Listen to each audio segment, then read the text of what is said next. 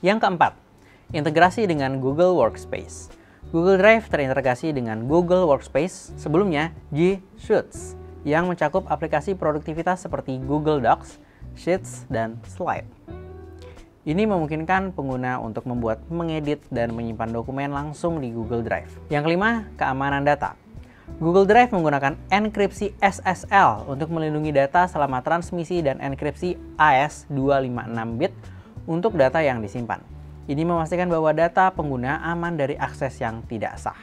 Selanjutnya ada manfaat menggunakan Google Drive. Yang pertama, akses dari mana saja.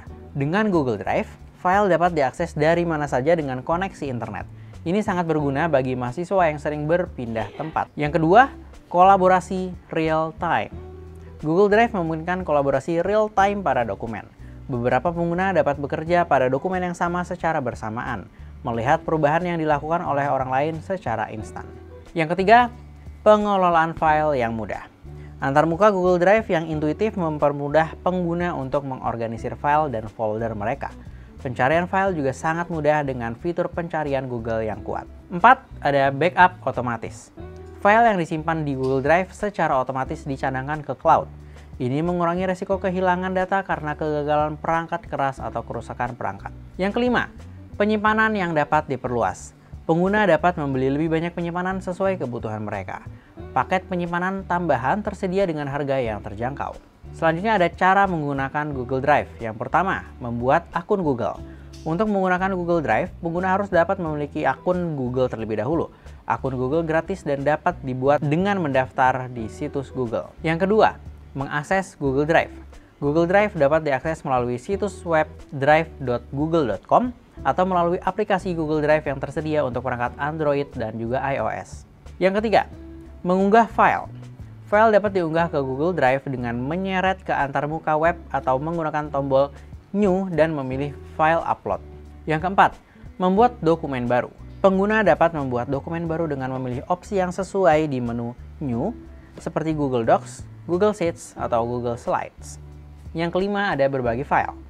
Untuk berbagi file, klik kanan pada file atau folder yang ingin dibagikan, lalu pilih Share, dan masukkan alamat email orang yang ingin diajak berbagi.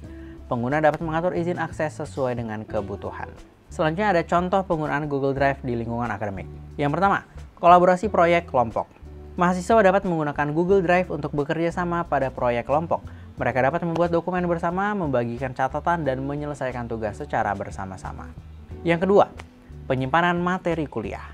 Dosen dapat membagikan materi kuliah seperti slide presentasi dan artikel jurnal melalui Google Drive. Mahasiswa dapat mengakses materi ini kapan saja. Yang ketiga, penyimpanan tugas dan hasil karya. Mahasiswa dapat menyimpan tugas dan hasil karya mereka di Google Drive. Ini memudahkan untuk mengakses dan menyerahkan tugas melalui platform e-learning. Yang keempat ada penyimpanan cadangan. Mahasiswa dapat menggunakan Google Drive sebagai tempat penyimpanan cadangan untuk dokumen penting mereka. Ini memberikan rasa aman jika terjadi kehilangan data di perangkat mereka. Selanjutnya ada pengelompokan dan organisasi file. Pengelompokan dan organisasi file adalah langkah penting dalam manajemen file yang efektif. Dengan mengatur file secara terstruktur, pengguna dapat dengan mudah menemukan file yang mereka butuhkan dan memastikan bahwa semua file tersimpan dengan rapi. Yang pertama, membuat folder. Google Drive memungkinkan pengguna untuk membuat folder untuk mengelompokkan file berdasarkan kategori seperti mata kuliah, proyek, atau jenis dokumen.